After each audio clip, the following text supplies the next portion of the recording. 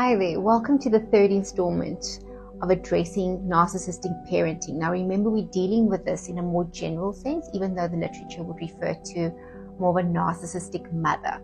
We're looking at it more generally, and the last time we spoke about the dynamics linked to this kind of parent, how this parent would be experienced. And so today we're going to look at the impact on the child. So how does this kind of parenting affect a child? On top of the list would be that this child would develop a low self-esteem. And so because a parent with a narcissistic orientation would be generally more critical and quite harsh in that criticism, the child will then develop a negative self-talk or an inner critic. And so this would lead to the child developing a low self-esteem, having severe degree of self-doubt, and also lack confidence quite substantially.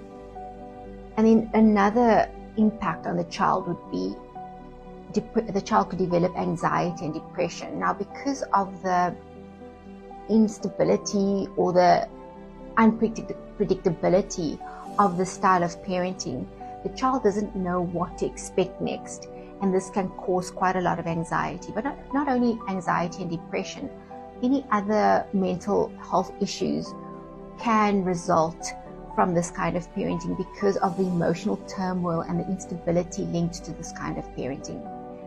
Then we also, when it comes to children, we often see that they have people-pleasing behavior. Now, this is quite significant because what happens is they then prioritize other people's needs above their own. And this we see going right into adulthood when they start developing relationships with significant others and friends and so on. This then has a huge impact on their relationships later on. They also engage in self-sacrificing behavior where they really don't think of themselves. They, again, prioritize other people, but to the point where this often leads to burnout. So because they sacrifice what they need, never mind what they want, what they need, they often burn out very quickly. And again, you see this in adulthood where there's an externalization. So there's a lot of focus on other people, sacrificing what they need for other people. And then another impact on the child would be that they would struggle to regulate their emotions.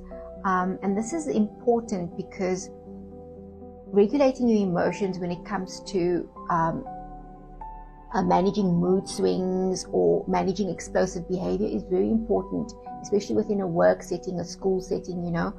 So as a child within a school setting, it can be quite difficult for the child to regulate their emotions and even understand why they are experiencing what they're experiencing. And then into adulthood, it can translate into issues at work with colleagues and so on. And then depending on the severity, so if it's quite severe presentation, what I mean by that is if the parent is quite severe in their manifestation of narcissism, this can lead to trauma, to a kind of abuse, right? So if the parent is quite abusive in verbally, emotionally, or physically, this could lead to a trauma experience in the child where they develop, because it's developmental trauma, it can then sort of result in a more complex trauma presentation.